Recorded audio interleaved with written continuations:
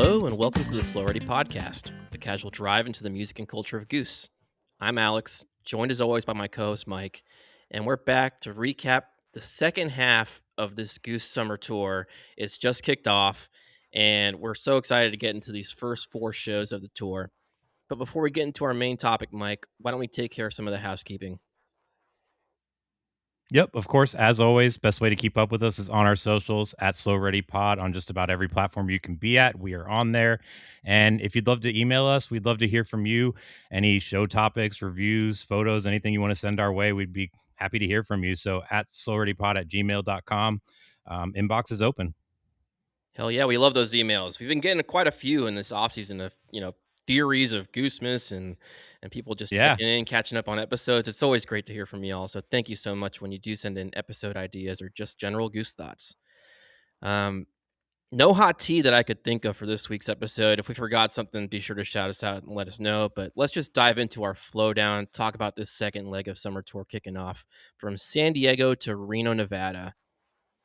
So tour came back in San Diego at the Cal Coast Credit Union Amphitheater. That's a mouthful. Wow.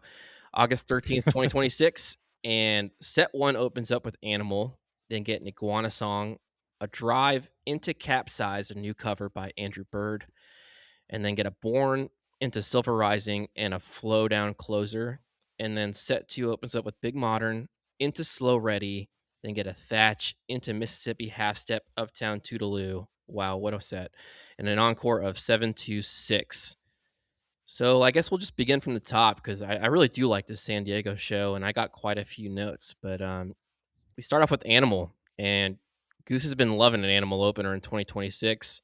I didn't have a ton of notes on this one, kind of just sticks that light funk groove pocket that they like to do with Animal. But you have any notes on this or any thoughts on Animal?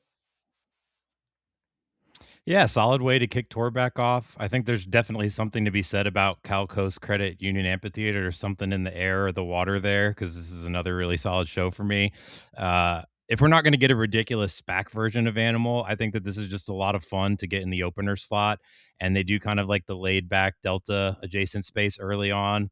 But I also thought that there was a lot of fun communication from everyone. Cotter and Trevor really held down the pocket and kept it bouncy, and Rick and Peter did some spacey elements in the in between moments. It was pretty straightforward, but for an opener, this is really good stuff. Yeah, it's a nice way to like dip your toes back into the jamming after it's been a while. I thought it was a great way to get things started. And then the animal theme continued to this point where I'm already like, oh, we're gonna get an animal set like Goose Miss, but this was the end Yeah. of that. um, I just gotta say, I love that slow rolling toms intro that Cotter's been doing on this lately. Like, I know it's not groundbreaking; they've been doing it this year, but it's just a nice change of pace for the catalog. But any notes on this iguana? I thought it fit well vibe wise after the song that just came, and I like the ethereal section that they had going on here. It felt for a little bit like we might get a very blissy treatment of this jam for a change, but it opts to kind of go down that path of like the moody, atmospheric, searching style of jam with a lot of great interplay. I felt like from the melody makers, Trevor, especially on headphones, really shines with some driving, propulsive work that at the same time is also very melodic, and it had a pretty good peak. So yeah, we're cooking. Yeah, I thought we were definitely going off in the left field, like you said, in that serene, floating, blissy kind of space. And Trevor's really highlighted through that section, like you said. Oh my goodness. Maybe one of his biggest highlights of the show. But Yeah. Cotter just kind of ratchets up the intensity, like you said, and that big ramp up to the finish line earns a well deserved woo from Peter. I will say at the end of it. For sure. Absolutely earned. And let me lump these next two in together. We get a short drive into Capsized, new cover, monster cover. What are your thoughts on Capsized? Yeah, short drives break my heart. That's all I'm going to say about that. Capsize is a great new cover. I liked the original song. I actually was familiar with it before this, but I think this is even better. And getting a cool little funky jam along with it just makes it even tastier.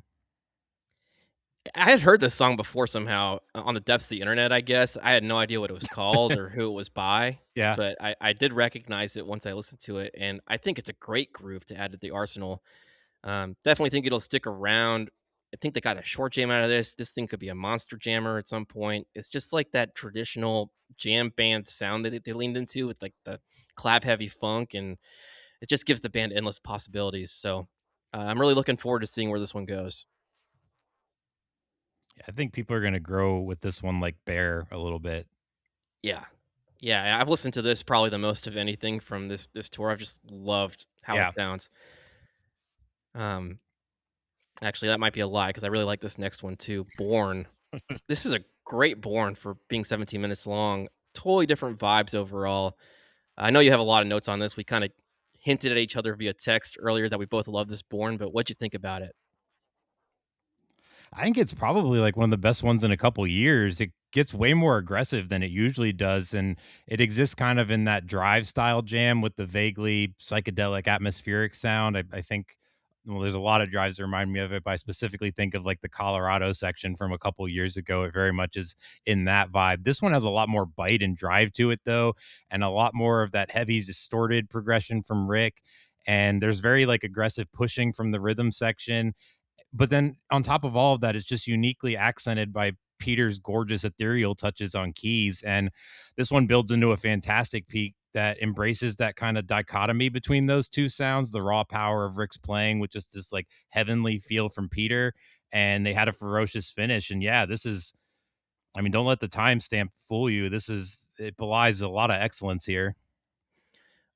So well said. A lot of excellence here. Just even that initial section from the jump, it's just like this grimy psychedelic section, like you said, that is such a unique sound for them. It's like the grimiest fish in the sea meets the the psychedelic drive, like you said. Yeah, it's well said. And the way it just builds from that into like Cotter just hammering the kit on the most explosive peak, arguably of the night, in just a few minutes. And then we get that post peak section afterwards too, which is like probably one of the coolest post peak sections we've gotten all year. I can't really think of another one that's cooler off the top of my head. Um, Recency bias, but whatever. Yeah. Um, and it's giving me like alien vibes or something. It's really unsettling. It got this like warbling sound from Peter going on. Rick's doing these unsettling loops, and Cotter's still hitting the toms at like this lightning pace. It was just a really cool, unique zone that I can't really put my finger on hearing the band do very frequently. And I wish we could have stayed in it longer, but it's still, it kind of got the message out that they wanted to get. And it served as kind of a cool segue into the Silver Rising that came after it. But really love what they did with Born. I really hope that they kind of lean into this kind of vibe more. It was like the better cousin of the Born from MSG. Like this is what the MSG one wanted to be if it was Yes. developed more. Yes. I couldn't agree more. And then the set closed out in kind of an odd fashion. I mean, we got a Silver Rising and Yes. a Flozer. Yeah. Extended rockabilly intro It's to this Flozer. But any thoughts yeah. on this run here, Mike? I thought Silver Rising fit the vibes very well coming out of that style jam from Born. It just was, I mean, really well set up by them. And I thought the flow down had a very unique intro. It sounds like it's going to be completely different song for a little bit there. And just wonderful to hear how they fleshed out that exchange of ideas, very intensely fast back and forth, that is not harsh, but instead entirely focused on like melodic exchanges. Has a very unique feel to me, anyways, to past flow downs. Uh, I couldn't agree more. And my only notes I really wrote down besides that was like Cotter must have the strongest forearms in the history of the universe because he's like relentless those 5 minutes on the Yeah, rolling snare the entire way. Um, 100%. Shout out to Cotter's forearms. Absolutely. All right. Well, set two opens up with Big Modern here. Um, I didn't have a ton on this one actually. I really enjoyed it. It kind of leaned a lot into like that 2025 party Big Modern vibe that we kind of got used to, which is not a bad thing by any means. I just really struggled to find a unique way to write my thoughts on this one. So I'm going to lean on you on this, Mike. What'd you think about this Big Modern? Well, it kinda undercuts my argument a little bit that I think that Big Modern's having the best year of any song in the catalog, because I think the momentum stalls a little bit here, but there's such a diversity of strong performers this year that I'm still gonna stand by it for now.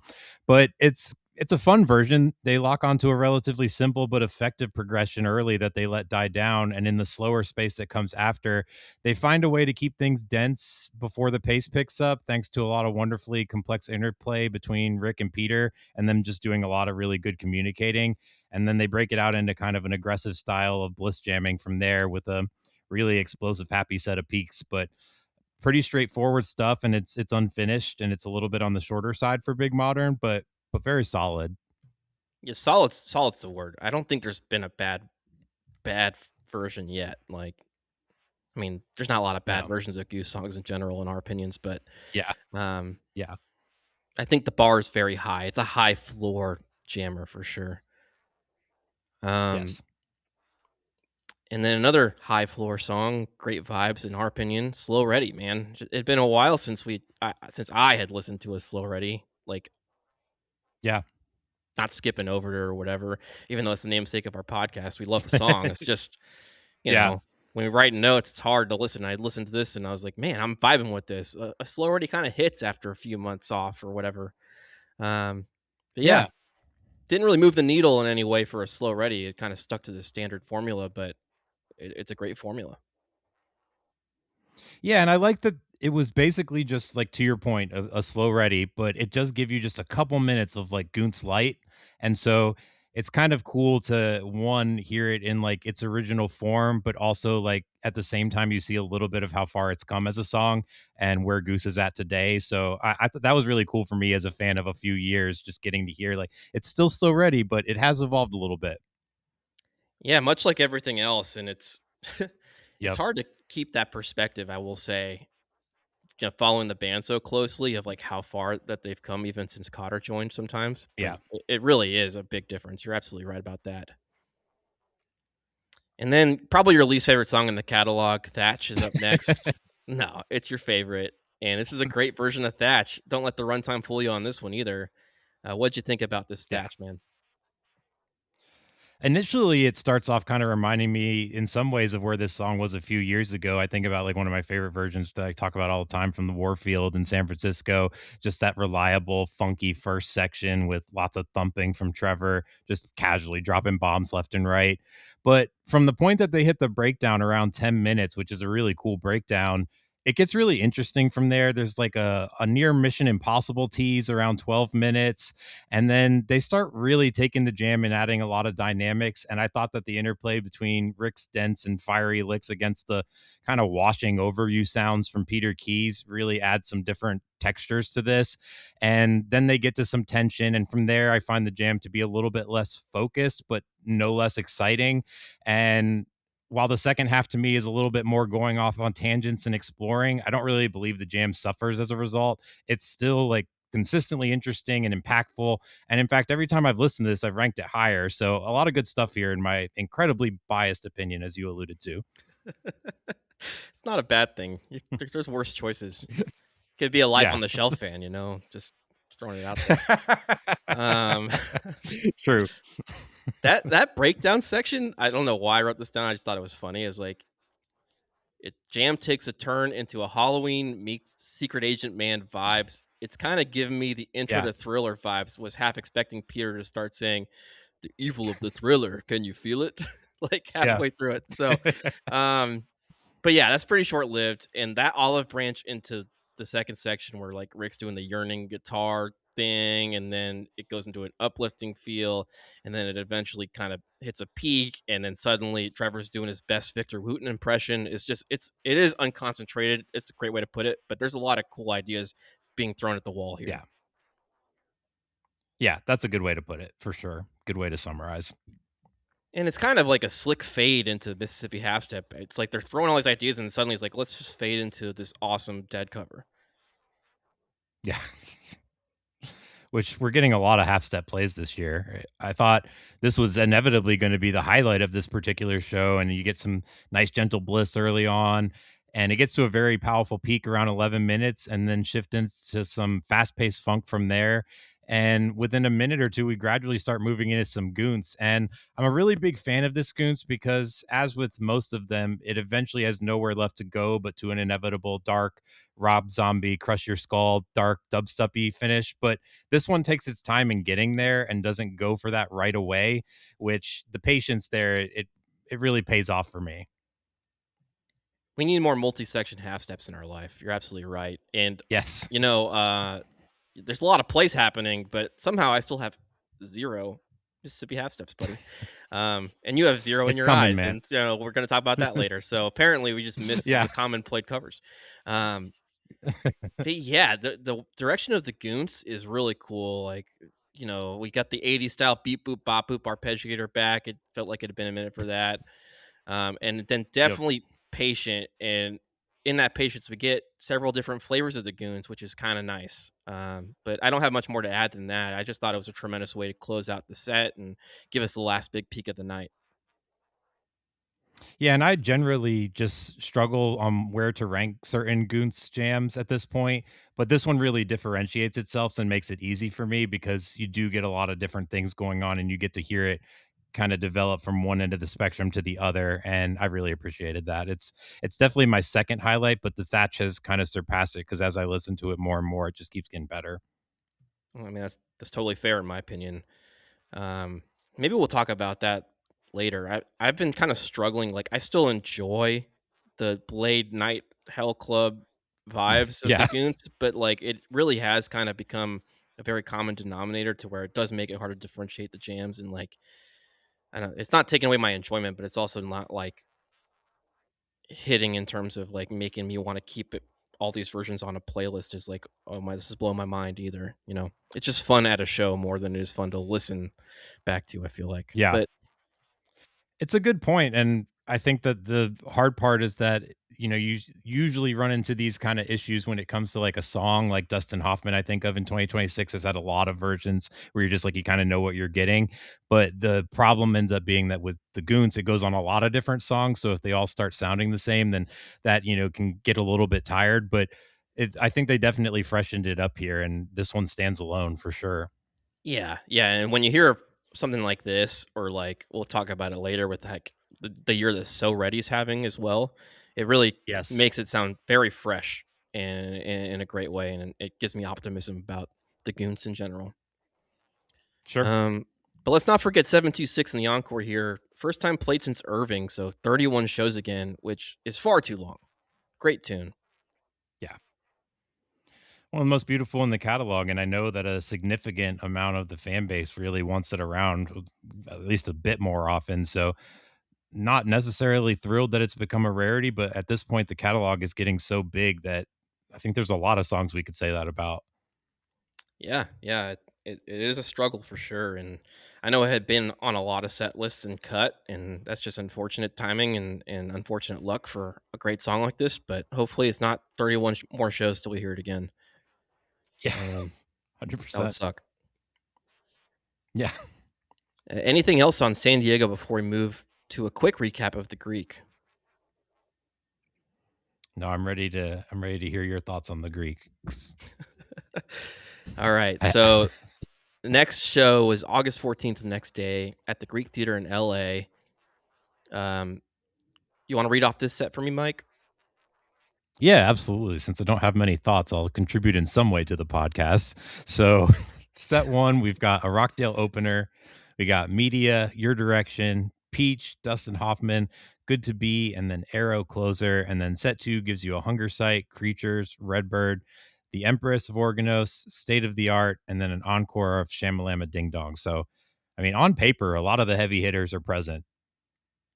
Yeah, really quick before we get into it, this show obviously has not had the boards put up. I don't think that they will be going up anytime soon, if ever. Sounds like there's union contract issues, especially when it comes to the Greek, and it's just prohibitively expensive to put these boards up or something like that. And so it just doesn't make sense for Goose to do it. Shout out to our friends over at WTED. They streamed the show. It wasn't peak audio, but it's better than not getting the show at all. And so we're very grateful for them for that. So I really only got one listen to this, and I scribbled down notes as best I could, but I don't have extended notes by any means. Um, but Rockdale opener, it was a short Rockdale. It sounded very much like the studio cut in a lot of ways. It was just like, and I think that can be said for a lot of this show. I think they're playing to more of that casual crowd over on the West Coast, especially in LA. And I feel like that happens for a lot of bands when it comes to the Greek. I feel like that I follow.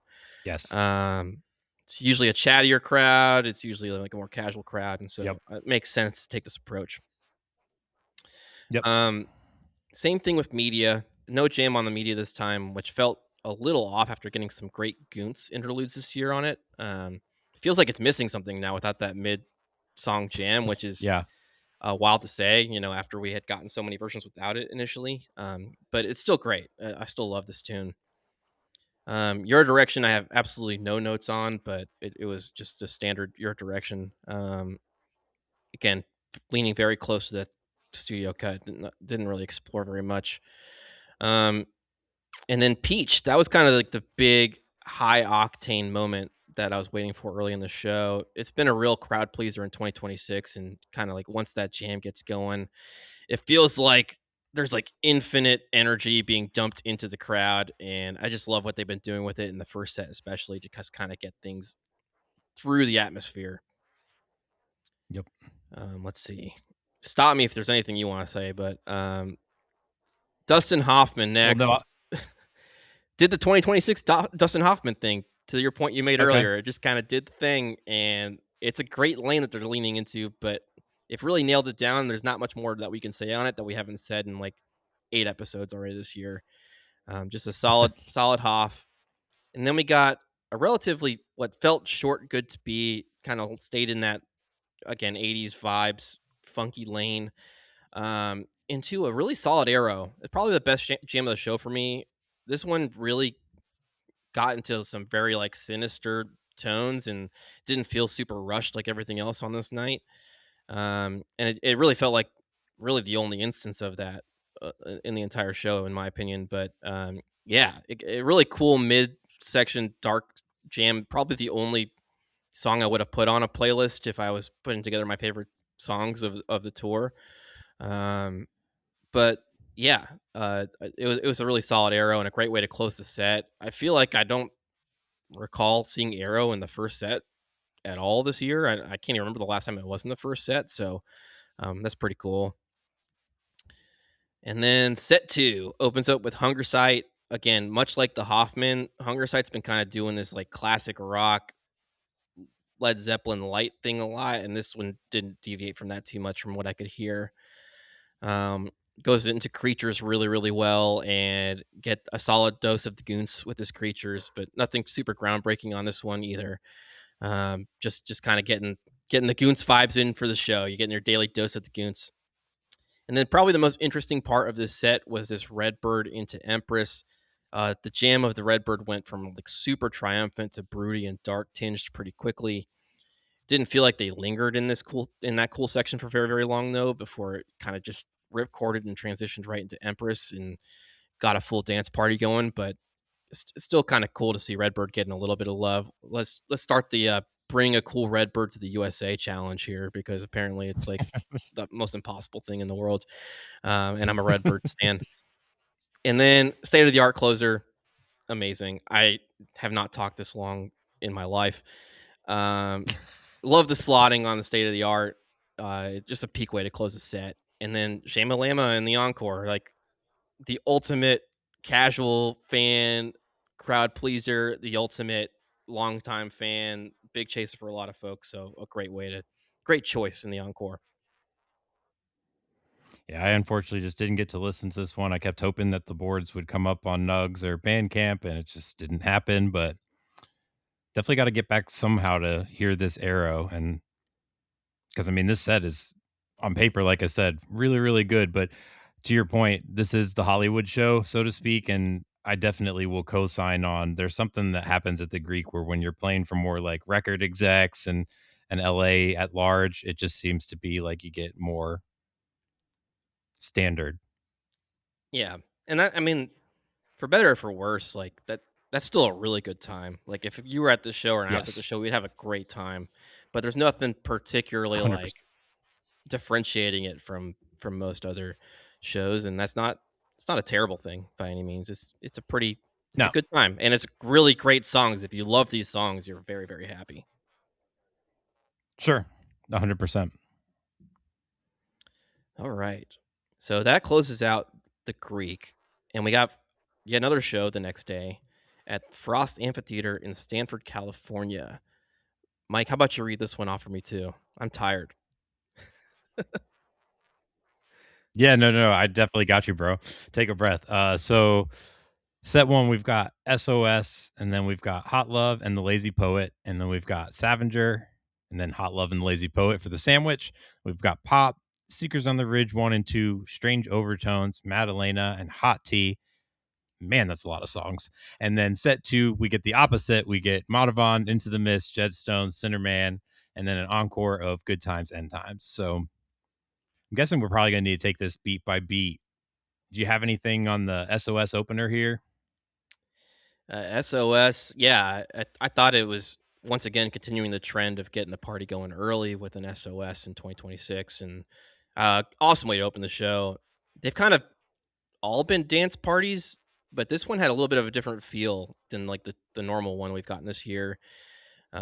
Peter starts laying down this really nice bed of keys for Rick to do a very emphasized, like, not, and this is a weird comparison. It's not in like complexity or like arrangement vibes, but a very like Eric Johnson sound to his tone where he's like up front and center with like light accompaniment. And they ride that for a long time before hitting the outro. And it's just a really cool vibe to it overall. Yeah, I have to say, I thought this one went slightly differently about its approach than the past ones have done in set one this year. They've all been dance marathons, but it felt like this one took a more traditional bliss tack, at least compared to the other SOSs this year. And so it was kind of just slightly more easygoing. Not that it wasn't danceable. And I kind of like that because a lot of them have been just kind of doing the 2026 SOS thing. And this one was really interesting to listen to. Yeah, yeah. It's like you got that dose of the dance, and then you get like the nice, like pleasant rock, like stuff you expect to Yeah. hear like on classic rock radio or something in the best way. Really, Yep. really cool. And then we get this hot love Scavenger sandwich. You have any notes on this at all, Mike? Not necessarily on the hot love, but Scavenger just has some gorgeous playing from Rick. My God, some of the prettiest searching sounding jamming we have heard this year, and I would be hard pressed to find anything that's even close to it. And it wraps perfectly back around to the sandwich. The transition game there was amazing. But yeah, humongous fan of this Scavenger. That transition into Scavenger, especially the initial one, was like so slick. Like I did not see it coming at all. And then the way that like Rick starts playing the riff and Cotter adjusts so quickly is just a master class to get us right into the main Scavenger tune. But the thing I wrote down, which you might laugh at, I think I'm funny, but no one else does. I thought that the sandwich was like a damn Animorphs cover where like it goes back and forth, where like it had to like transform in the same steps, and it did like one way from Hot Love to Scavenger, and then it did the exact same steps backwards to get back into Hot Love. Like it just felt like it Yeah. was doing the same stages but in opposite directions, and I just thought it was hilarious. Yeah. I love that. That's a great comparison. I'm in Uh, favor. Shout out to Animorphs. I don't know who else read those books. Millennial Life. Um, but we kept the big modern album vibes going with pop. A pretty standard version of this. I love the outro of this. High energy. The chorus is also just a vibe. Any thoughts on pop? No, I didn't really have that many more thoughts on the rest of set one other than these songs that they chose just flow very well together. And I found that interesting because if you just laid them out on paper, I would have kind of thought that this was going to be a little bit clunky.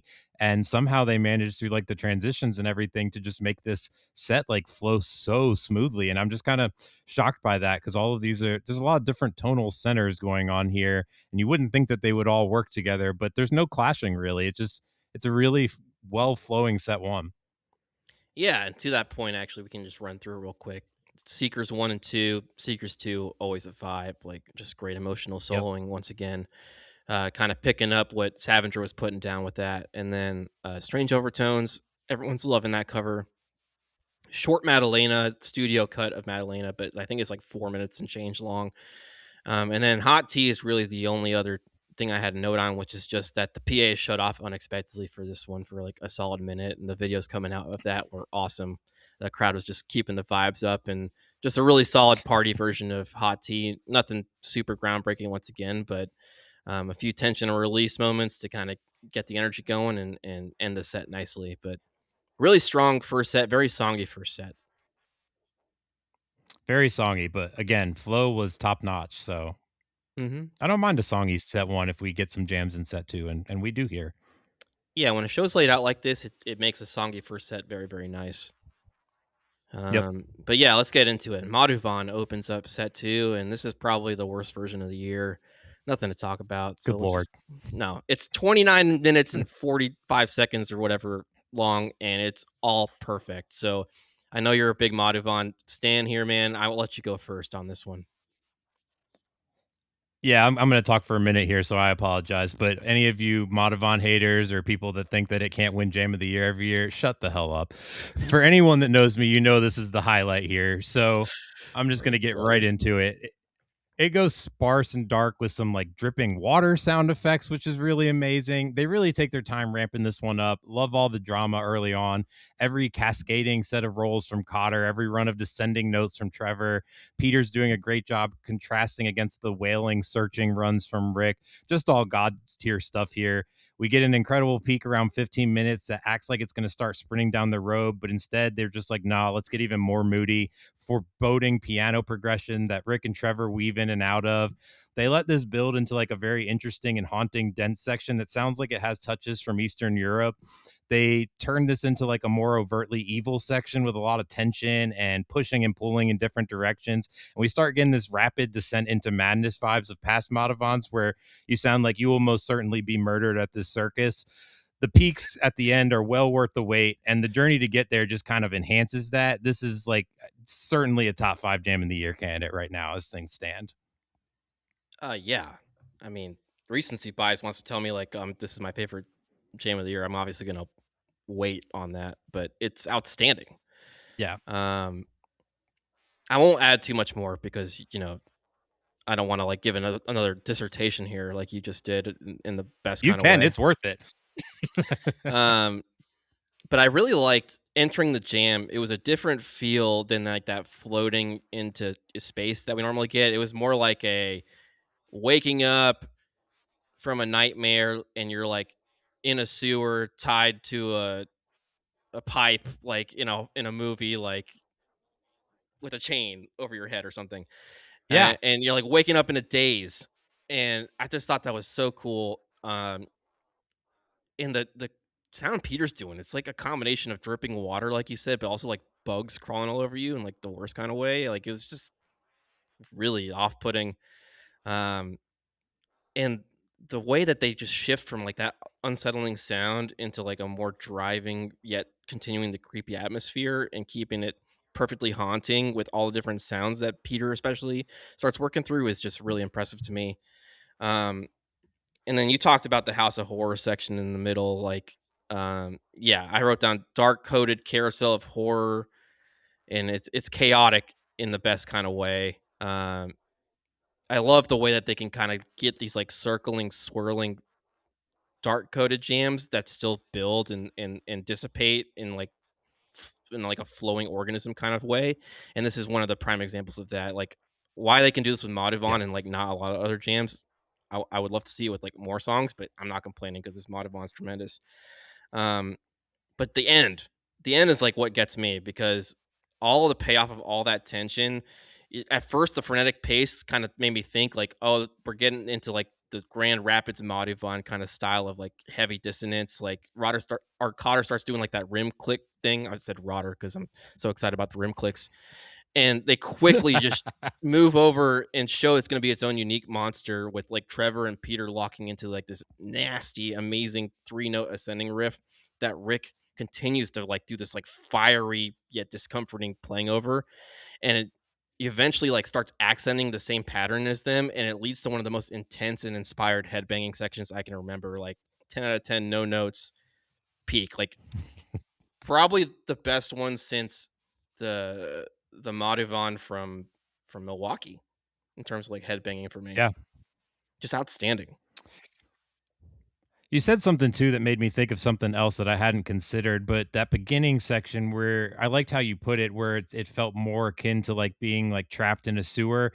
I like that because a lot of the Modivans that start off dark, like you think about like the February famous ones or Alpharetta and things like that, a lot of them have like a certain movement to the evil eeriness in the beginning where it feels like you're being followed down a dark alley or chased down a dark alley and you're trying to get away, whereas this does really have a little bit of like a more of a standstill, like you're stuck type of eeriness. And so it's like the same but it's also different. So I liked how you put that because I do think that this one has a little bit more stillness to the disconcerting vibes.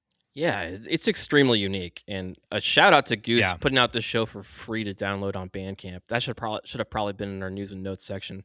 But if you go on Yes. Bandcamp, they have the show up for free for anyone to download. If you have a computer where you can do that and download the MP3 files, I highly encourage it. Especially if not for Justice Madhavan, especially for the whole show. But this Yes. Madhavan's definitely the highlight for both of us, I think. Yeah, for sure. I have it at 4, I think, if it's gonna be eligible anyways. Damn, 4. All right. Well, Yeah. it's my new favorite for now, but I have recency bias. I will admit. Um, Yeah, Into the Mist came next, and I gotta say, Mist has been getting some really cool intros, and in 2026, especially. This one's no exception, but this is probably the coolest one.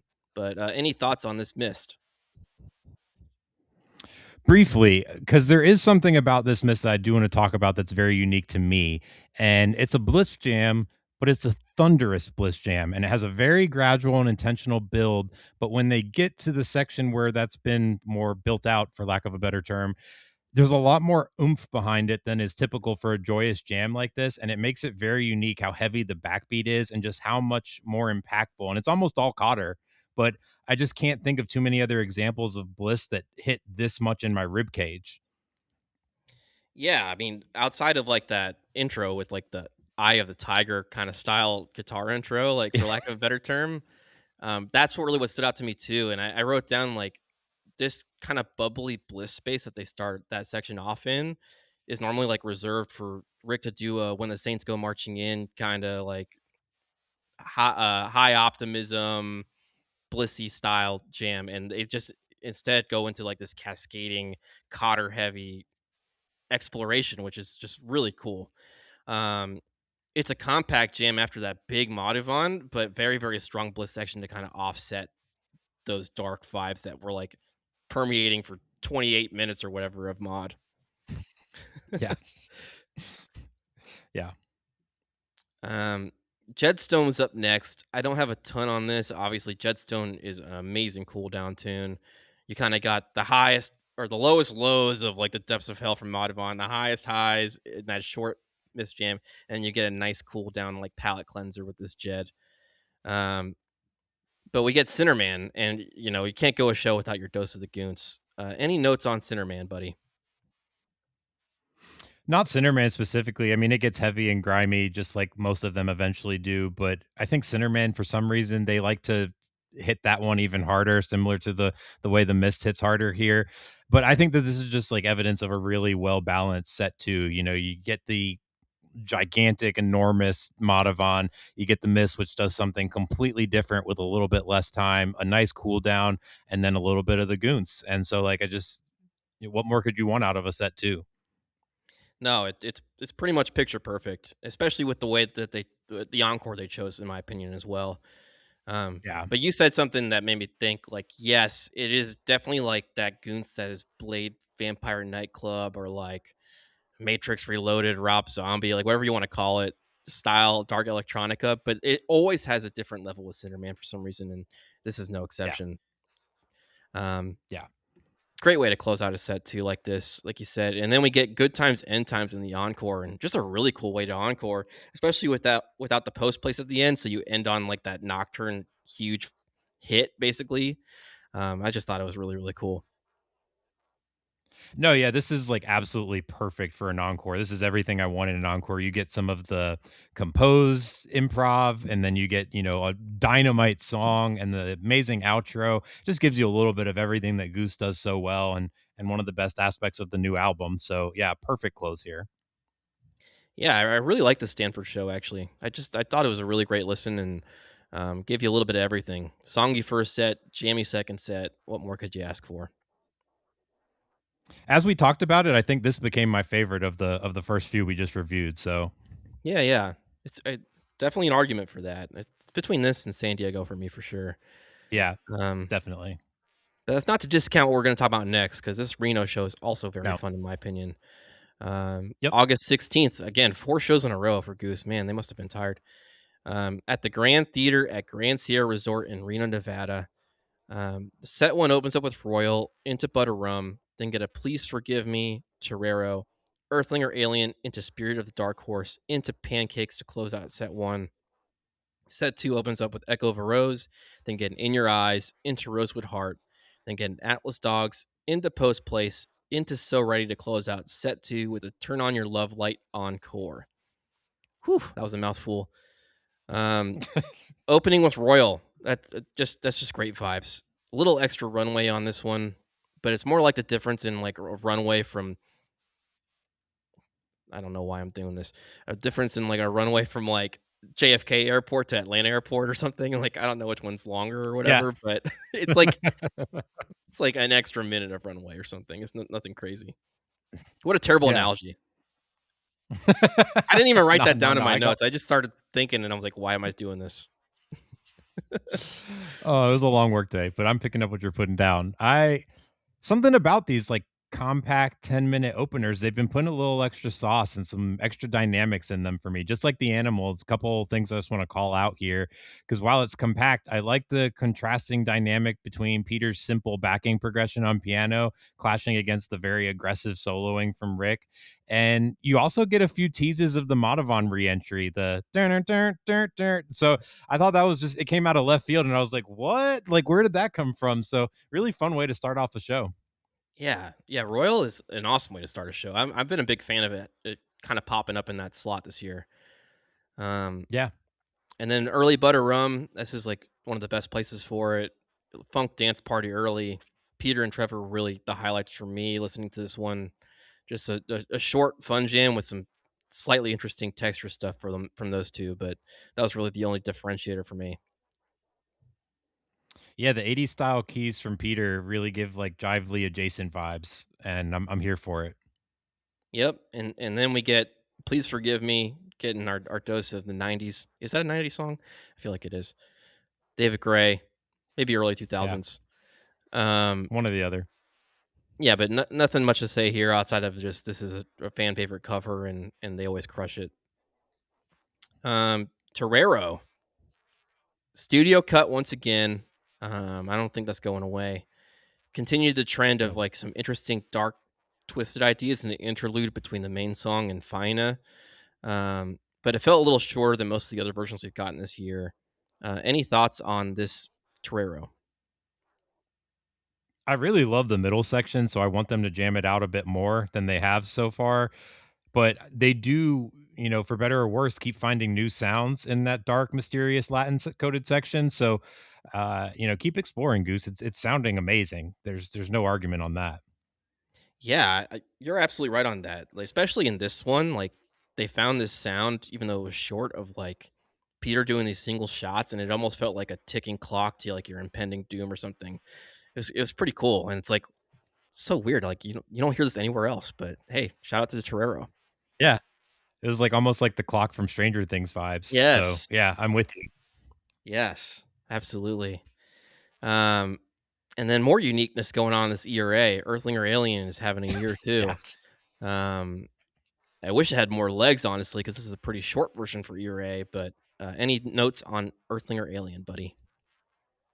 Well, I love how much fun Peter had singing this. I mean, it was almost like borderline karaoke style. Yeah, He was really hamming it up and so entertaining, honestly. I listened to the singing part of ERA like more times than I can remember in a while. And if he's going to do, I mean, one, I think ERA gets it. deserves to be played more than it does. I think it's probably the second best Peter song for me, and so I would just like to hear it more. But if he's going to do this, like, yeah, play it every third show. It fits the vibe of the song anyways, so totally in favor of not taking it super seriously. And the jam on this song, it's always kind of a funk party of some kind, but I love the laid back approach here. And Peter, my God, he was using all kinds of interesting synth tones. He clearly found some stuff on his time off that I had not heard before. Parts sounded like I was listening to like Dr. John or Parliament, and others sounded like speed runs in an alien language, just like a tour de force on keys. And then at the end, they transitioned to like this more traditional, like powerful progression for the peak. But man, do they get after this in an efficient manner? It you get into the normal funk early on this, and you're like, all right, we're getting a great funk jammer like usual. We might go on a tangent, like whatever. And then like Peter starts hitting that weird like tuku sound effect that sounds like the intro to Reading Rainbow, like on speed or something. Like that whatever patch he found was awesome. And Yeah. it just kind of melts the jam away into a more traditional rocking section that then eventually starts melting into just absurdity. That short section where it's like a carnival mirror funhouse of like where you walk into the big clown mouth at the carnival and it's just like Yeah. squeaking dissonance shots and like like a slide Yeah. whistle I think was going on Peter's keys. I don't know. It was just bizarre and ridiculous and just such an interesting soundscape that got cut short to get to kind of transition into the dark horse, but um I would have loved to like let that breathe a little bit longer, but at the same time, like how much squeaking can we all take? You know, it's a catch 22. Yeah, I mean, I would have just been all for them, like, just trying another section, like, just, "You guys are on one right now, like, you're clearly in an interesting space, like, just what are you gonna come up with next? Let's see." It's like But, yeah, it was really fun. it's like the edibles hit like right when ERA started, and they're just like, you know, like Yeah, fuck it, let's just make this weird. yeah. Good stuff, though. Yeah, just totally out of left field, and I'm here for it. I hope they explore that more because this was very unique once again. I feel like we've been saying that a lot this episode on these compact jams. Um, Yep. and then Dark Horse, Spirit of the Dark Horse is having a big year in 2026, a lot of plays.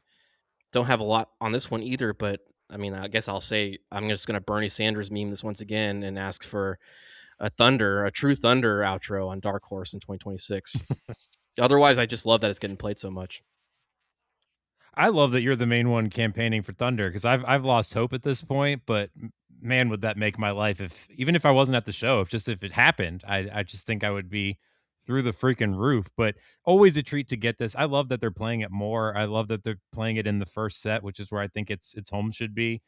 Uh, but yeah, not a lot to say here. Just I'm happy more people are getting a chance to cross it off their list. Yeah, yeah, and then this heavy first set with a lot of big hitters. We get a pancakes to close out. Um, Not a lot of notes on this one either. It was a hard rocking kind of pancakes. I thought it kind of gave me like when Hunger Sight closes a set one, but like light version of that vibes. But really, it was just like a high octane race to the finish line to get like one last peek in. I felt like Yeah, and we could probably have like a side talk about what's happened to Hunger Site lately because I'm not necessarily like in favor of it just kind of, doing the same thing. But I feel like pancakes here is much less a stack and more like a singular pancake. I do love the tension builds and they get right after it right away. So it is very efficient and you do get some truly electric playing from Rick, but can't feel like there's just a couple pancakes missing here. come and get some pancake. Yeah, There's one for us there's all. one for the first person to get here. Oh, that's awesome. um, all right. So set two opens up with Echo, another heavy hitter, another short jam on this one. It felt like a continuation of the rocker that Pancakes was working towards in a lot of ways to me. I mean, different vibes, obviously, but yeah, we had started off the year kind of strong with some big echoes, and we kind of reverted back to the compact jam for it lately. And especially when the time in this set goes to In Your Eyes, which we'll talk about next, it makes me a little bit sad because it Echo's such a big jammer, and In Your Eyes kind of has become Yeah. kind of one note. But anyway, any thoughts on this Echo? Well, I mean, it's twofold. It's a win for set list going forward, putting it in this slot. I think that's a win overall. But I mean, it's definitely not, anywhere close to when it was getting, a 43-minute version, which is, still out there for you to listen to. But I mean, that being said, there's been 2 to 3 really strong versions of Echo this year. So I'm not going to complain too much because we have quite a few, and the Nola one stands out for sure. You definitely get some outstanding playing from Rick and Trevor here, and I think it's a very fun start to the set, but can't help but wonder what might could have been.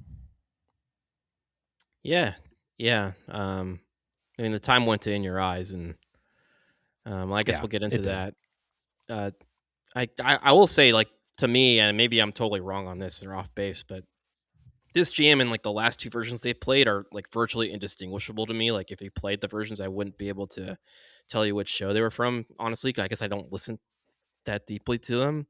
But it's like it's a nice groove that they get into. It's like this driving, churning, slow groove that the band locks into, and they kind of like plateau on that vibe. There's no like peaking or anything like that. Just little mini spikes of energy, I would say, and then it kind of like rides that for 10 minutes, and then slowly fades into the next tune.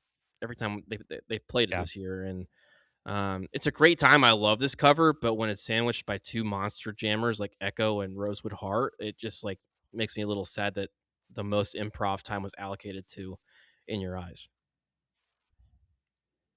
Yeah, I mean, it's definitely not where it was when, like, I think of the first one that you got back in Philly. Like, that was an outstanding version a couple years ago, and it's certainly not that. But I mean, a couple cool things for me were I loved Rick's unique tone early on. I do feel like it was a little bit different. It sounds like a cross sort of between that electronic tone he's been using lately to kind of muddy up certain jams, like the ambient and psychedelic ones. But this one has like a little bit more screeching quality to it that I thought worked really well against Peter's excellent clav work.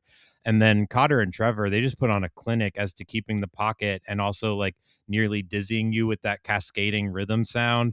And so, I mean, there was a lot of stuff to like here, but to your point, it doesn't stray too far from the off ramp. And so, you're just kind of like, I've heard this song do more stuff before, but that being said, even in their compact jams here and this, just kind of ramping back up early part of the second leg, still hearing a lot of new stuff from everyone. Like everyone's clearly been finding new tones and sound effects and things like that. And so there's a lot of interest for me just listening back and replayability. Yeah, there's a lot. There's definitely a lot of like micro adjustments going on, and Yes. I try to keep the perspective. It's like not everyone is sickos like you and me listening to every song of every show, and Yeah. like someone's getting their first In Your Eyes, and this is tremendous. So I think it's awesome. It's a great cover.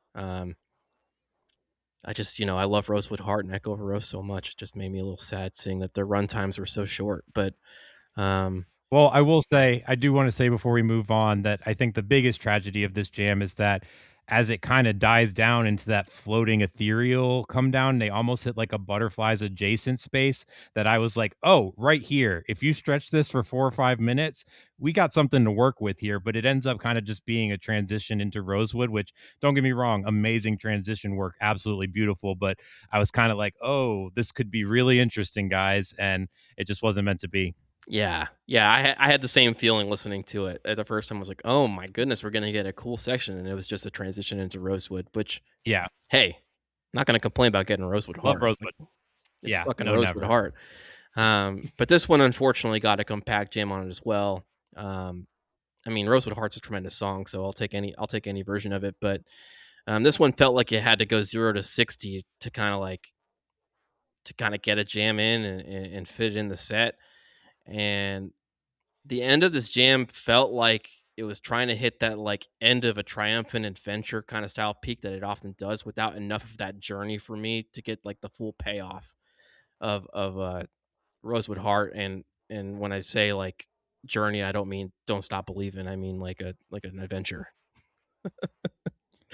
Yeah, I will say though, this is actually my favorite jam of the night just because of the first section, because they get into this like dense tapestry of sound, maybe the densest I've ever heard them weave before, where Rick and Peter are just furiously playing like as many notes as they can in like this circular arpeggiated style on top and around each other in a somewhat subdued and gentle manner, even though it's like so freaking fast, if that makes any sense. Frenetic. It almost sounds like they're they're arguing with each other in arpeggios almost is what it sounds like.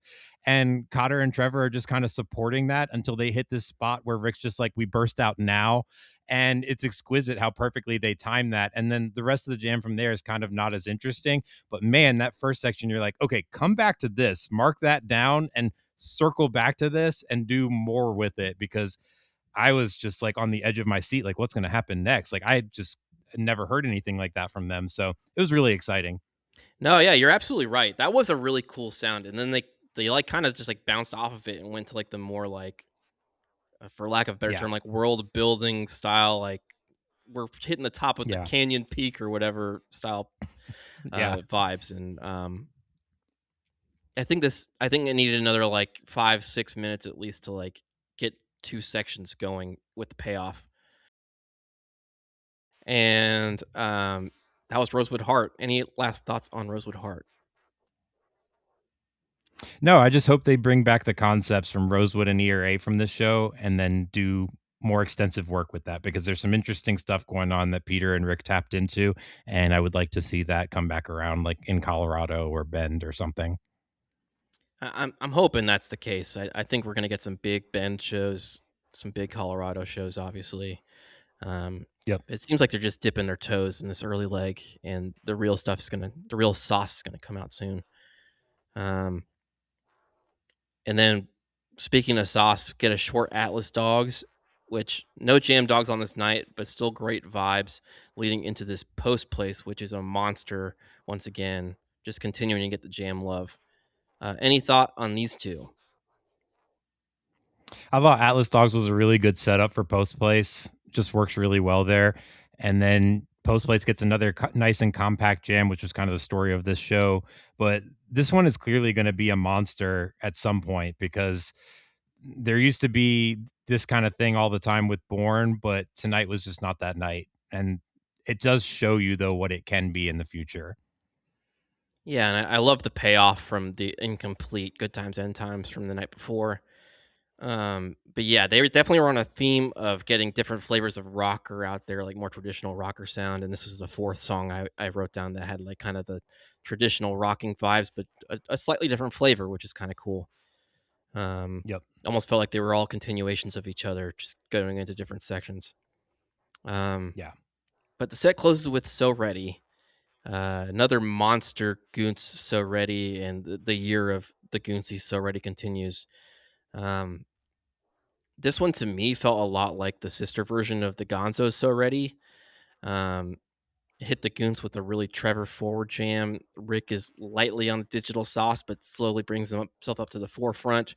All the while, Peter starts ratcheting up this circling bright synth that takes the jam to a speedier zone that, for whatever reason, like reminds me of scenes from like Tron or something, like futuristic motorcycle vibes. Shout out to anyone who's played Extreme G on the N64, like the motorcycle game.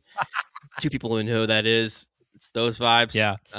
But yeah, the jam continues to escalate from that point with some well placed tension, and the digital sauce from Rick kind of continues to ratchet up the intensity as well. Eventually, going from like that more like motorcycle future vibe to a dark club meets the satellite outro of So Ready vibe. So I like the multi-section goons going on with this. Yeah, I didn't really have any specific notes on this already. I like getting the Goons in here at the end, though. It's a fun close and gives you a kind of a bounce back in energy coming out of post place. So good slotting. Yeah, yeah, certainly not as interesting as the So Ready we got in Europe. I forget what stop that was now off the top of my head, but very very cool one Yeah, I know still. it. Yeah, agreed. Um, but then we close out with Love Light on this night. You had only a few minutes left before curfew, and just a very short Love Light. So like 4 minutes and change on this as well. Yeah, it's usually going to be like Love Light or Salt when they're in this situation and their backs up against it. So no complaints. Mhm. We've gotten quite a bunch of Love Lights in our Goose attending career, and it's always a great time.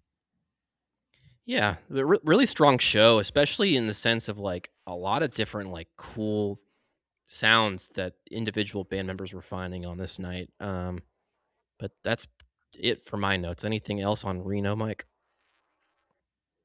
No, just to your point, I mean, just re-emphasizing that I think that even when Goose doesn't jam a lot, we're at such a good place with the band where they're still going to give you all these like interesting nuggets that you find yourself going back to and listening to again and thinking about later. Like there's parts of that ear A and that Rosewood that are still like echoing in my head, and it's very fresh memories because it's just I haven't heard them do these things before. So while I want to see them do them and stretch them out in longer formats in the future, it's still just really exciting that they're clearly not bored and finding their way into new territory constantly. Yeah, it's encouraging, and it's got to be tricky. Like, is this technically the same tour as the one that started in June, but it had a month and a half break in between in Yeah. the interim, and you're still trying to highlight the same songs typically and stuff like that. So I think like kind of catching your footing and getting going again. Um, it's pretty impressive that they've still put on some standout moments like that um, when you stop and start like that. At least for me, I feel like that's a hard thing to do with anything in life. So um, any last thoughts overall on tour before we wrap this thing up, Mike? No, I just to your point, I think things are going to continue to heat up. I think a lot of all the time actually about Peter saying that some of the reasons that he thinks Milwaukee was such a good run for them was because they were there for a week. And so I think that's, part of the reason sometimes when they're just getting their feet back under them, they do schedule a lot of shows in a row because it's the best way for them to get the chemistry back and going. And so I think for them, they're definitely going to hit more and more of their stride as we hit more and more shows here. And they're just going to kind of work themselves back into the amazing place that they were in June and the rest of this year in Europe and spring and all that. Yeah, it's been an awesome year so far. Even like the quote unquote worst goose show of the year is still an awesome listen. It was so nice getting back into Yes. the swing of things. Like you and I took some time off of thinking about any podcast related stuff and just trying to enjoy our summer a little bit the best we could. But it's nice to be back in the swing of things. And yeah, shout out to anyone who's listened this far. If you listen this far, um, email us at slowreadypod@gmail.com. Email the word, God, I don't know, motorcycle to slowreadypod@gmail.com, and I'll send some stickers to you. But otherwise, thank you everyone for listening to the Slow Ready podcast. We really appreciate you all, and we'll see you next time. Bye.